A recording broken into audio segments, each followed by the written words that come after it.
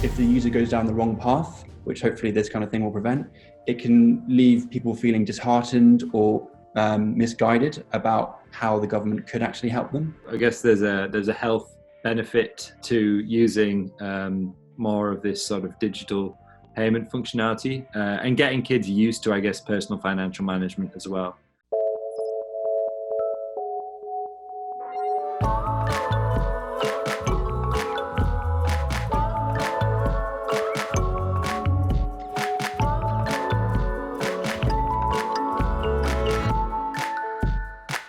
Hey, and welcome to this week's episode of Homescreen. Today we're going to be talking about a few journeys that we've currently seen uploaded to our Pulse platform. This will focus on a few specific examples of functionality out there in the market from brands that we believe are or have been affected in some way by Covid-19.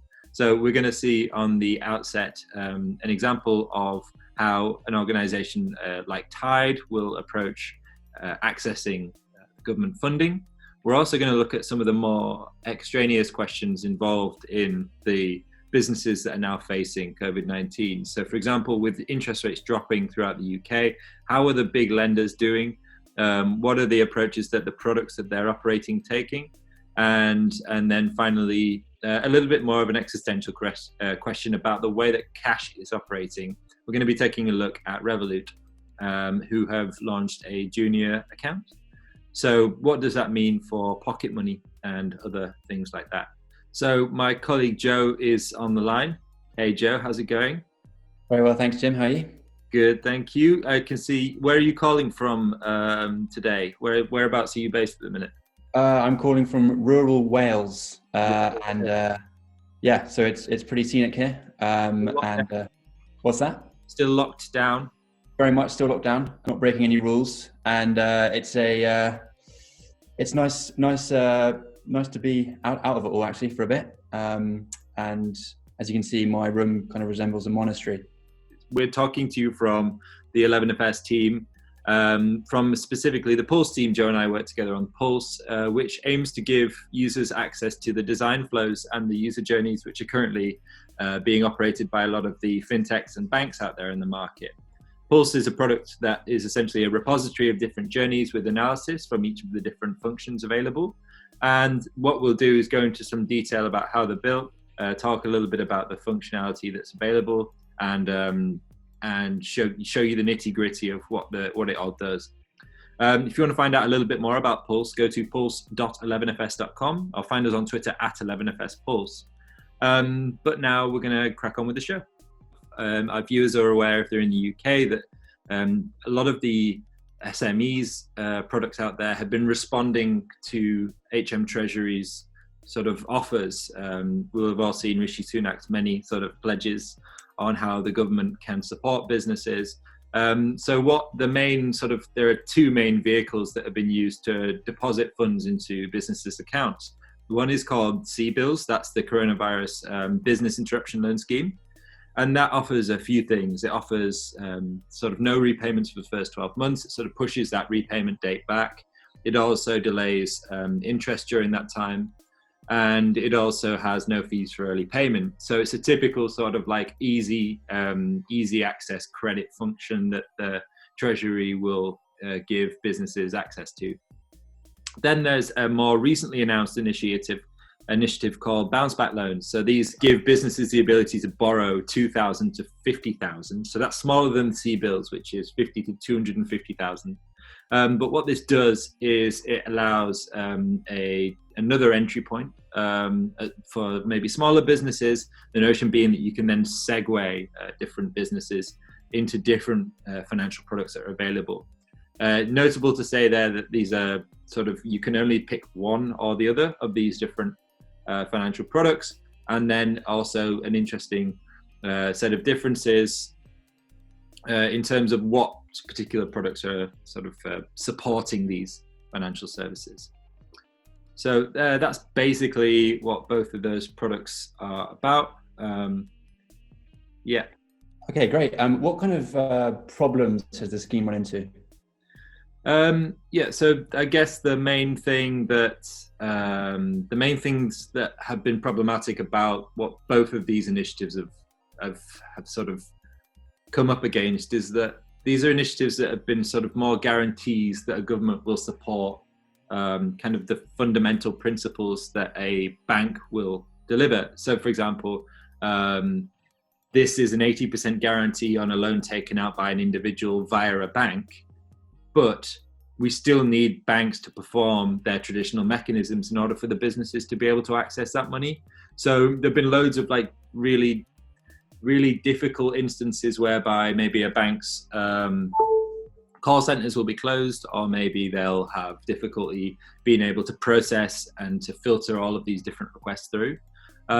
But they've started to roll out a few, especially on CBILS, for things like Tide, Funding Circle. They're offering sort of more digital solutions, which we're going to take a look at, in the form of pairing the right sort of deal with the right business. So I guess one of the best ways it was described to me was that there are three fundamental things that a bank needs to do when it comes to offering these services. The first one is that it needs to match the business with the right product, see which business can actually lend, borrow from that bank. The second thing it needs to do is to do its due diligence and to do it fast. So to be able to do what are called KYB checks, anti-money laundering checks, all the usual things that would happen. And then also we'd want to be able to package up that payment nice and neatly, and also securely send over, because these are, like, as we've seen, they're like anywhere between £2 and £250,000. So they're not really small transactions. They require big agents to do that sort of thing. Right. Yeah. Cool. Well, before we jump into the journey, do you want to just tell us a little something about Tide? Yeah, sure. So I guess like the thing that's interesting about Tide is that they're quite well placed to deliver on the current sort of financial products that are being espoused by these programs. So like, for example, Tide is an SME fintech from here in the UK. It's kind of got a few competitors, Coconut being probably the closest one in age to it. But then we've also had a range of different neobanks starting to offer their own services. People like Starling are doing a really good job of being able to, I guess, show off that they can move into the business space. They received remedies funding, I believe, from RBS last year. But then there's also 11FS's a product that 11FS helped build called Metal, which NatWest have essentially just guaranteed the life to by shutting down its Bow project. They've moved its faster payments network over to Metal. So they're obviously banking quite big on that. We had Tide on Homescreen episode 14, so go and check that episode out, where they were talking a little bit about how they were working with a decisioning engine called iWalker in order to do lending on invoices. So these are kind of very digital approaches to how you would create credit mechanisms. So it's all kind of like relevant to what's going on in the market at the minute. So do go and check out that episode where I spoke to one of the senior product guys at Tide. So they've currently got 150,000 businesses registered with them in the UK, which is, you know, relative quite a big service. But it's a really interesting notion, not just based on what Tide are going to do, but also what the Bank of England are going to do. Obviously, there's loads and loads of debt being serviced at the minute. But Mark Bailey yesterday was talking specifically about how the Bank of England could just swallow up that debt. So like essentially loads of businesses are being given permission to borrow and then to lend. But the last time anything like this happened in 2008, there was a swallowing up of that debt by the taxpayer. So that was enforced in things like austerity payments, a general process of austerity, and the debt break by the German system in Europe. And then we got this really kind of, I guess, neat approach to sort of reducing the size of the debt. But they've taken a slightly different approach at the minute, sort of more of a confidence-laden thing, where the Central Bank of the UK and the European Union are saying things along the line of, well, we have access to sort of credit facilities from the Federal Reserve. They have, as the sort of lender of last resort, this ability to just print money on demand. we can just basically take as much money as we need from this system and then just pump money back into the businesses and into the system. So it could be quite interesting to see the way that this plays out in the long term. But at the minute, the focus is very much on organizations like Tide and other businesses like that, making sure that they're able to get money from one place, i.e. from the government, to the other place, in this case, into the businesses. Right. And we've seen some issues of that happening in the US. I think the UK may have been slightly more successful at it, albeit I think there's a lot less to deal with there. But I think Tide has certainly played a part in that. Yeah, definitely. The US has been really struggling with delivering on a similar style of package. I guess they're called the PPP payments. Right. And they've really struggled. I guess they've got quite a complicated political system. A load of decentralized public bodies are all working towards trying to deliver the same outcome. So on the one hand, you've got, I guess, the American Federal Reserve, which is responsible for printing and pumping out the money, creating these swap lines that I mentioned before. But also you have presidential and Congress-based decisions that need to happen. And other sort of bodies that need to kind of align. In the UK, it's kind of a little bit more simple, whereby we have a treasurer, we have a treasury, but we also have a central bank, and those operations tend to be quite closely aligned. Rishi Sunak is in charge of the treasury and the chancellor's position, but we also have a central bank which is heavily advising and heavily guiding the way that the treasury is making its decisions. We also have it's been quite interesting to see the way that trade unions have been operating as well. It was also taken into account when they were announcing things like the C-Bill scheme and the furloughing scheme, how organizations such as the Trade Union Congress were really consulted quite heavily and closely. So potentially a more centralized response in this instance. Yeah. Cool. Shall we take a look at their journey then? Yeah, for sure. So we've got a user here checking if they're eligible for government credit. As you can see, it's chatbot led. So there's heaps of text being provided as well as links outside. And then based on the options, the choices that the user selects based on their circumstances, they are provided with relevant information and are led down relevant paths. Sure.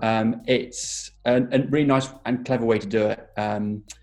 Because it makes the information digestible by breaking it down like this. Users won't be lost in a sea of FAQs, and they won't be held at call centers for a while, and they're only shown the information that's relevant to them. I think this kind of chatbot-led thing also can encourage engagement. People won't drop off like you might see on other paths, other journey types. We've seen other onboarding like this done before, and Habito, for example, I think do it, and we're seeing it increasingly often. And it is a kind of unique way of doing it, increasingly less so, as I think it does help the user engage with what they're being told, right. And can also bring them to the right location. Yeah. It's also really interesting here, like, I guess the approach here is triage. You know, like there is a series of decision trees that could be gone on in any individual's income circumstance. Yeah. And Tide are doing a really nice job of actually filtering the user down the relevant path for them. I think it's what we were talking about earlier, where it's like, how do you make sure that the right person gets the right decision and the right business protection loan? And then what Tide are doing really nicely here is saying, oh, look, based on these things and these things, then we think you should do this thing. And it's not actually offering any particular products in here, which is something that I found quite remarkable about the whole experience.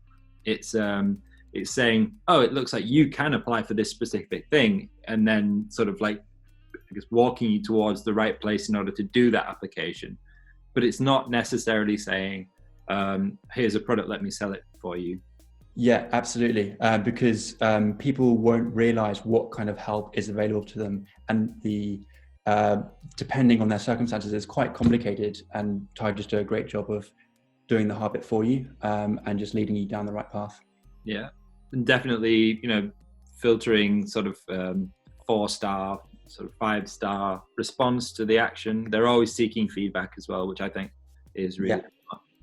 The conversational style of it is really simple to the user. They only have a couple of options to do. Instead of sending them a huge document, or giving them a few helplines, this is the best way to do it, really. And I think having that much information can often, if the user goes down the wrong path, which hopefully this kind of thing will prevent, it can leave people feeling disheartened or misguided about how the government could actually help them. So it's easy to do, but it's also it's effective at delivering the user the correct information. It's quite interesting in the sense of, like, I'm only talking a lot of the thinking that you and one of our other colleagues has been doing within the business to talk about how you take them down a certain decision tree or down a branch. Like, I'm thinking here specifically of the information architecture work that's been going on. That requires a certain level of sort of like layers and sort of thoughts about how that's done. And it's quite a complicated task in terms of thinking about how to design such a thing. So seems quite remarkable that they've been able to push something like this out so quickly. Yeah, for sure. And I think they're really wise to go for this chatbot-led approach. People like the kind of illusion of the conversation, even though they're well aware that they're not talking to anyone. It somehow personifies it in some way and just keeps them engaged. What do you think about like the general sort of design of it and the UI design language of it? Is it important at this stage? It's not that important, but it remains on brand. It's slick, and I think it helps their clear CTAs. But yeah, the emphasis, it's easy to navigate, but the emphasis isn't really on the visual design. Yeah, cool. So I guess now we'll take a little a move on down to take a look at Marcus by Goldman Sachs. So talking about Marcus, can you just tell us a bit about why interest rates are dropping and what the future holds? I guess Marcus is the Goldman Sachs product, and there is a COVID element to this journey that we'll take a look at as well, but especially what's going on with the Marcus product in the wider context. It's a Goldman Sachs product, as we mentioned before. Marcus is the savings and loans arm of their business. They came in with a sort of really market-leading 1.5% easy access rate. That means, you just need to put a quid in and then you get 1.5% on top. So that's really good value for the market. It's sort of in line with some of the higher performing sort of markets that they've got around the world, but for the UK it's pretty high. But they have taken sort of a really simple approach to this product compared to others, whereby they focused on A, having a really market leading rate, and then B, making access to that rate super easy. They focused on simplifying like their particular onboarding flow, which is super minimal, so that the users can get really quick access. In terms of the general context of the market, like every other lender in the UK, this is based on the Bank of England's base rate. So the base rate, as many people might have seen over the past few years, especially in the UK, has been really low. But now we're down to the lowest ever levels of the base rate at 0.1%. Just to say, that's sort of the rate which it costs to borrow money from the bank. So essentially, that's like saying, if I wanted to borrow £250,000, then I would have to pay that back plus 0.1%. It's kind of in line with how businesses will approach the interest rate. It's all derived from the base rate, which means when the Bank of England drops it from 0.75 to 0.1, which they've just recently done, then interest rates for bank savings products also go down as well in line with that. I guess the notion being there that it's easier to borrow money from the bank, but they're also trying to encourage spending rather than saving. So if we've got money that's being spent in the economy, then that means there's more chance of money changing hands and the economy going back up again, rather than people hoarding and saving money, which is not going to do anything for the recovery after what eventually will come, which we're thinking is this financial crisis. Mm-hmm. So it means people can access really cheap credit and spend more at the minute. but it means that savings are really not encouraged at the minute. So bad time for the savers out there, and particularly bad for Marcus. Yeah. Well, should we take a look and see how compelling their product is and whether that will mean people will still stay on it? The app was built really to allow, first of all, it's US only currently. So this is a little bit of insight about what the UK might get. But the platform, the desktop platform, is available to UK users and has got over 250,000 users, I think, more actually. So what we've got here is someone adding in some money from their other account. And as you can see, you don't need to leave the app itself to do that. And what they've really gone for here is functionality over everything else. And they've tried to remove friction wherever possible, just to allow the key functions to be as easily performed as possible. And they've done a really good job. They've taken it from the desktop app where it was performed really well. It wasn't trying to reinvent the wheel or try anything too hard, but it just made things simple. And I think off the back of that simple approach, they've ended up with a really elegant design and interface, which wasn't really the priority. The priority was functionality and simplicity. But I think as a result, we're seeing something really quite nice. Yeah, and I guess one of the interesting parts about that is that Goldman actually acquired an American fintech maybe a year and a half ago called Clarity Money, and you can sort of it's quite interesting to look back in Pulse, for example. You can see all the old Clarity Money journeys for when they were a functioning fintech. You can see how many of the sort of design principles they've carried on into this new feature as well. So definitely, if you get the chance, go and have a look at both of those to see the way that that's operating. It's very much the core of that Clarity Money team that are doing this bank build for Goldman.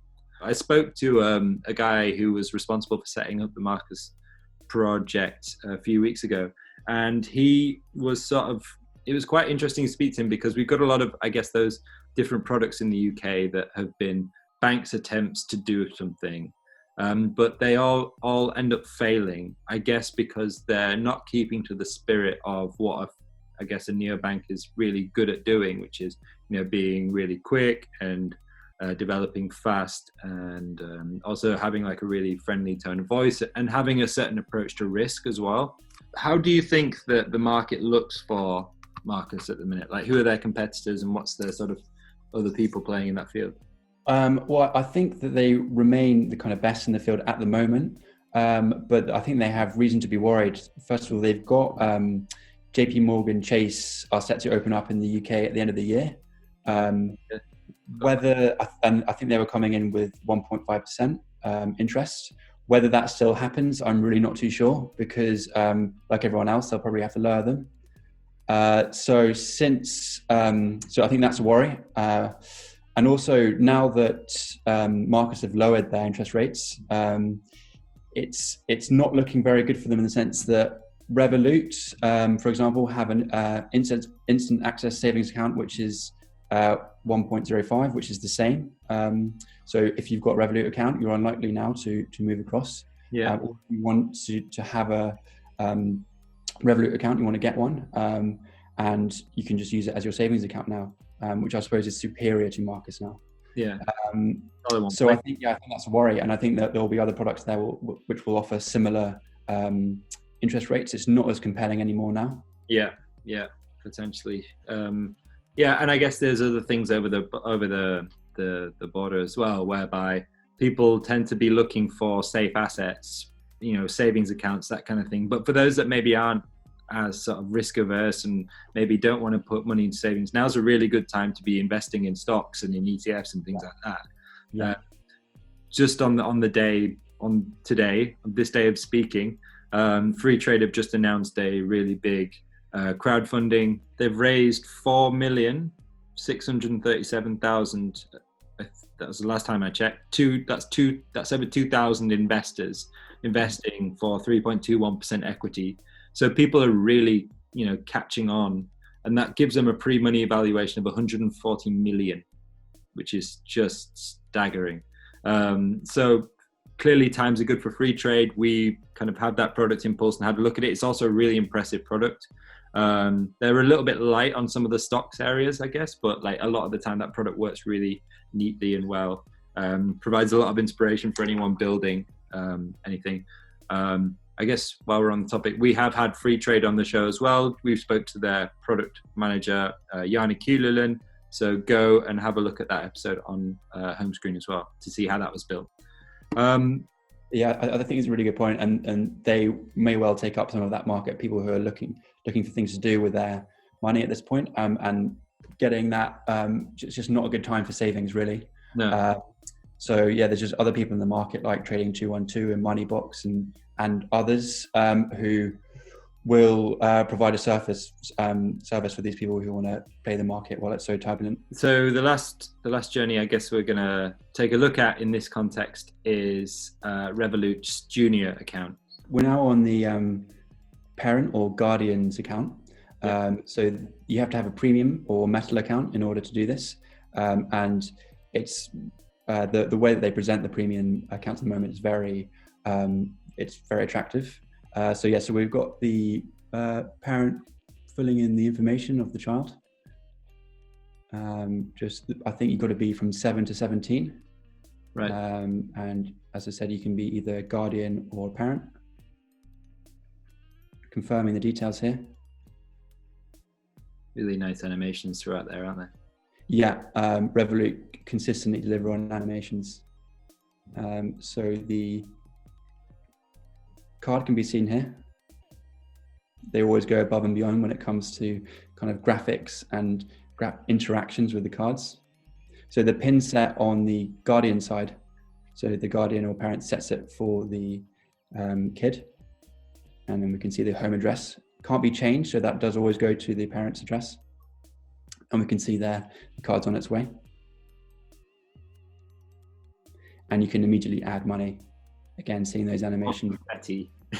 Yeah, confetti. And we saw the last time in the last journey as well, wasn't it? It was like that confetti, that really celebratory style of. Yeah, interesting seeing Marcus go with the confetti. That's not like them actually. But back to Revolut now. So they have to confirm the payment via email, which is a little unusual. I'm not sure what the legislation is behind that, right. But they top up their kids' account via email confirmation. And you can see here that they then share the link with the child's phone number, and then from there they can get started. So that was a pretty quick process, considering the card's on its way, account set up. Okay, now through to the design language for this as well, haven't they? Yeah, it's very nice. So this is on the child's app now, on their phone. Some information about how to find the code. So you scan the parent's phone, and from there that triggers the account. So QR being used, all very friendly language, and then a password for the app is made, and then more confetti there. Not sure why they're trying to advertise. Yeah, it's very quick. And it's consistent in Revolut's visual language, all very well thought out and never holding back when it comes to animations and that kind of thing. Yeah, and it's super minimal that as well. They're not overcomplicating it for the kids as well, which is pretty cool. Yeah, so on the child side, there's very little to do really, which I suppose is what they're going for. You can see transactions, you can't drill into them. I think you can enable Face ID, but other than that, there's really not a whole lot to do on the child side, but there is some control of it on the parents. That's a really interesting sort of set of journeys there. That's sort of two mashed together really. But it's really interesting because it talks a little bit about what's going on in the pocket money market, especially I guess the way that this ties back to COVID-19 specifically is that cash has become a potential source of contamination, a potential source of uncleanliness, if you will, a way to pass on the virus. They did introduce some synthetic notes sort of back in the day to become more cleanly. So I guess there's a health benefit to using more of this sort of digital payment functionality, and getting kids used to, I guess, personal financial management as well. I think it comes at a convenient time in a way for Revolut. I think it was already kind of on the roadmap, because I think it's just about them trying to acquire users and loyalty as early as possible, and it's a good way to do it, I think. Right. But for sure, it serves into the cashless society thing that's going to certainly be accelerated by COVID. Yeah, for sure. It seems like, this is forming change within the industry and, within industries. So we have one of our colleagues, Amy, did a video about the future cashless society on YouTube. So I'm sure you can find it anywhere, maybe up there, I don't know, or there potentially. But seeing things like QR codes and synthetic notes and that sort of thing, generally moving towards that space anyway. But now we can see potentially a lot more movement in that area. Revolut are particularly kind of well placed for this as well, especially with a premium product offering. So you've just been talking to us about that premium product. It's sort of, I guess, indicative of a bit more of a sophisticated relationship with their users. If they've got users that are willing to pay that kind of money, then it's quite interesting. And obviously, if they have the ability to then, offload some of that money to their kids via the app, then that could, really get Revolut going from being what it was originally, which was, I guess, an app for people who are traveling, moving different countries, into something which is far more ingrained into the real life of their users. It's like, we know that the average age of people giving birth in the UK at the minute is 28.8 years. That's those people were 24, 25-year-old sort of frequent travelers and flyers, maybe, a few years before. So people's situations in life are changing, and it's interesting to see that maybe Revolut are changing as a result of their users changing. So it's a fascinating development. Maybe the fintechs are getting a bit grown up, but we shall see. Is there any sort of competition to this sort of product, do you think, out there in the market? Who's currently playing in this space? Yeah, there are a few. I think the first one that comes to mind is GoHenry. We really like what they've done on Pulse. They've got great UX. They offered very well thought out features that offer kind of education as well as control and kind of making sure that the kids kind of, it fits into certain lifestyles. So it's certain things about working on things for pocket money, working on tasks for pocket money. It's not just about spending money and monitoring spending. They go a step further with education and kind of day-to-day living. So I think that if Revolut were to expand their feature offering, they do well to learn from GoHenry. And others. There are others. I think Oscar and I think the big two, but there are others out there. The thing is, the benefit, I suppose, is that there isn't a GoHenry adult account, so it's something that you set up separately. If you're already a Revolut premium user, then it's going to be the handy thing to do, and you're already paying for that, so you don't want to go and pay for another service on top of it. And yeah, it's just very simple in its design. So perhaps people who want to go a step further and set up tasks for their children, that kind of thing, would be better placed with GoHenry. Right. On that point that you just made there, which is like GoHenry maybe doesn't have like a parent app or something. You do think, like, back to when we've conducted research for other organizations before, when people have been talking about what they're trying to do or what their relationship with their bank is like, a lot of them will say things like, I have this bank account because my parents got me it, and my parents had this bank account and they set it up for me, and things like that. So it could be seen as a really interesting way of Revolut sort of occupying some of the same mental space in that way that maybe traditional banks have been doing. Like, my parents got me a child's Revolut Revolut account, so therefore I'm going to move up to a full Revolut account when I'm not 17 anymore. So could be a really fascinating interpretation on that. Yeah, for sure. I think they're wise to go into that space because whilst GoHenry is great, and there is a lot of things offered on both the child and parent apps, as you said, it's not going to bring up that valuable loyalty that other fintechs could gain from. And what did you reckon to the overall design there? We pointed out at certain points there that there's different design language for both the Revolut Junior and for the premium account. Obviously, they've got different audiences, but interesting to see how they've approached both those things. Yeah, I think they've done it well. Everything to do with the onboarding was very slick and smooth. There's a bit of friction when it comes to adding money to an account with that email confirmation. So that doesn't just seem to happen on the first edition. It might change when the card arrives, but it is a bit awkward. But other than that, I think the design language is on point.